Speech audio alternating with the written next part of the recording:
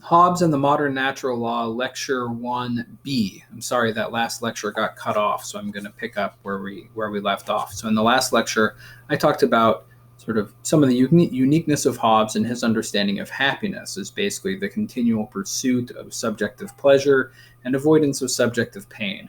And then I was moving on to some features of Hobbes's political teaching that are innovative, sort of, for him, and that will take on other forms in other modern political philosophers. And the first one I talked about is that Hobbes, unlike Aristotle, begins his political philosophy on the premise that human beings are naturally equal. You just don't hear that in Aristotle. In Aristotle, it's our natural inequalities that matter the most, right? That some people are better than others and they should be in charge. Whereas for Hobbes, he argues that human beings are by nature equal. So that's one important claim that's distinctive with him as opposed to Aristotle. A second claim is this notion that to reason properly about the nature and purpose of politics, we have to start with what he refers to as the state of nature, this natural condition of humanity, which for Hobbes and for others turns out to be a non-political state, such that we are not political animals. Politics is artificial, that in the state of nature or by nature, we are not political. So natural equality, state of nature. A third important thing for him is a notion of natural rights. He makes an assertion that human beings have natural rights prior to membership in any community and prior really to any duties that we have towards other people. We have rights as individuals, and that's not something you find in Aristotle, where duty is obviously prior to rights.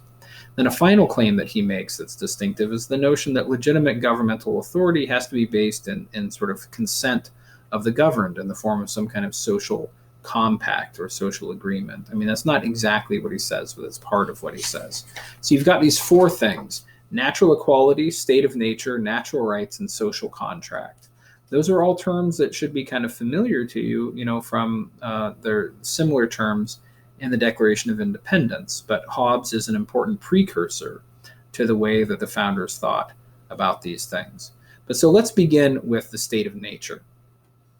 And that's really all I'm going to talk about in the remainder of this lecture. And then in the next lecture, we'll move on to his account of natural rights and natural law and all that. But so for Hobbes argues that human beings are naturally equal and therefore naturally enemies. Why does he say this? Well, in the first place, he says we're all naturally equal, essentially because we all have to sleep, and therefore we are all naturally vulnerable to suffering aggression at the hands of others. Nobody's invulnerable. Everybody has to sleep sometime. When you sleep, people can get you. So we are naturally equal in the sense that by nature we are all naturally vulnerable to others. And since no one can be just manifestly and constantly superior to everybody else, he argues that we're naturally in competition with one another. No matter how powerful you are, other people can get you. No matter how powerful you are, other people can take your stuff. They can harm you. They can disrespect you, or whatever it might be, right? Now, this is one of the reasons we'll see why Hobbes argues that according to nature, everybody has a right to everything, because everything can potentially be useful for us to secure ourselves, given how vulnerable we are in our natural state. But now, more specifically, Hobbes argues that there are three sources of conflict kind of sewn into human nature: competition, diffidence, and glory. And that's what he means by that is one of the things that in our nature that drives us to into conflict with one another is the desire to have stuff, or the desire to protect the stuff we have, to use violence in order to take what belongs to others. That's what he means by competition, or elsewhere he says greed. So one aspect of our nature that puts us in conflict with one another is the desire to have other people's stuff. Alongside that, there's diffidence. This is the second thing. And by diffidence, he means distrust. That we can't fully trust one another. And that because we can't fully trust one another, especially when we don't have some kind of overarching authority to keep the peace, because we can't fully trust one another, we may be motivated to use violence or aggression in order to secure ourselves against aggression that we fear we will suffer at the hands of others. Right? So the use of violence in self-defense, even anticipatory self-defense. And then the last thing is glory, or you might call pride. Another thing that leads people into conflict is simply the desire to force other people to acknowledge them as superior. Think of somebody like Achilles, from the Iliad. So the desire for glory can lead people into conflict, because the desire for glory is the desire to be acknowledged as superior, and sometimes the only way to be acknowledged as superior is to try to force other people to acknowledge you to be superior. So greed or competition, diffidence or distrust, and glory or pride. Those three things in our nature put us into conflict with one another, especially when we do not live under some kind of overarching authority that can keep the peace. And this is why, because there are so many sources of conflict that arise out of scarcity and insecurity and out of our nature, this is why for Hobbes, our natural state is necessarily a condition of the war of all against all, where every other human being is either actually your enemy or potentially your enemy, right? They either are trying to harm you or they might try to harm you, and you've got to worry about that. You've got to secure yourself against that. And so it's like a war where there is always the possibility of violence and aggression. But now, before going further, we need to mark what Hobbes is referring to when talking about our natural condition or our state of nature. This is important because Hobbes and Locke have the same definition of the state of nature. The state of nature for Hobbes is a situation where a number of people are in a position to interact with one another, but where there is no commonly acknowledged, recognized authority above them to keep order. So a state of nature is a state where human beings are interacting with one another, but where there is no commonly acknowledged authority that is in charge. That's how he defines the state of nature. That's how Locke will define the state of nature. So in other words, the state of nature is a state of anarchy. No one's in charge. And this is why on page 20, when he responds, some people say, oh, Hobbes, this war of all against all, this state of nature that you're talking about has never really existed, so you're just making stuff up. And Hobbes says, no, I'm not making stuff up. He responds to that charge by referring, among other things, to foreign relations and to civil wars, right? That we can see situations where human beings interact with one another without a common superior. So when a country is divided by civil war, now you have two groups that are fighting with one another with no commonly acknowledged superior above them. So in that case, those two groups, like say the North and the South in the American Civil War, would have been in a state of nature with respect to one another, that they did not have a commonly acknowledged authority.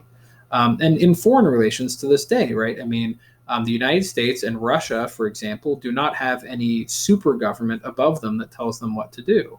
The international environment is essentially anarchic in the sense that you have a bunch of states, but there is no commonly acknowledged authority that governs all of those states. So that's all he means by a state of nature. So the state of nature doesn't necessarily refer to some primeval or primitive state, but really to any situation where authority is absent. So the state of nature is a state of anarchy.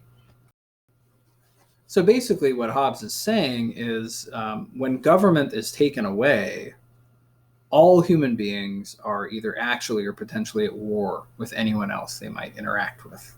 That's his argument. And of course, this is a miserable situation to be in, as he describes, and this is in page 20 of your packet in his chapter on the state of nature, where he says, whatsoever therefore is consequent to a time of war where every man is enemy to every man, the same consequent to the time wherein men live without other security than what their own strength and their own invention shall furnish them withal.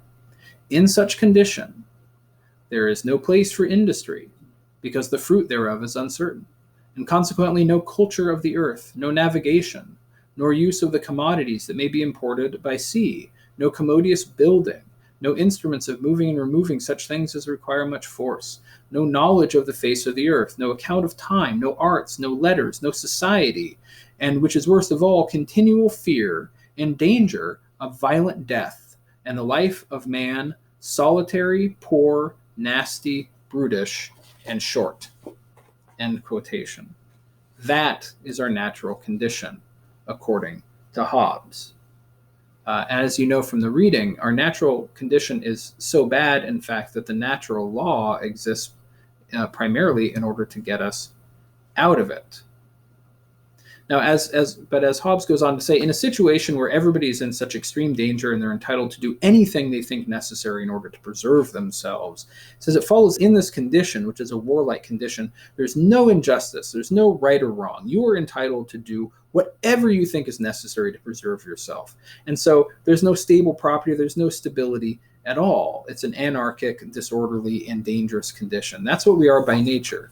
That's our situation by nature, again, because we have within our nature these motivations, things like greed and pride and fear, that move us to mistrust and to attack one another, to have to rely on force in order to secure ourselves, because we have nothing other than our own force with which to secure ourselves.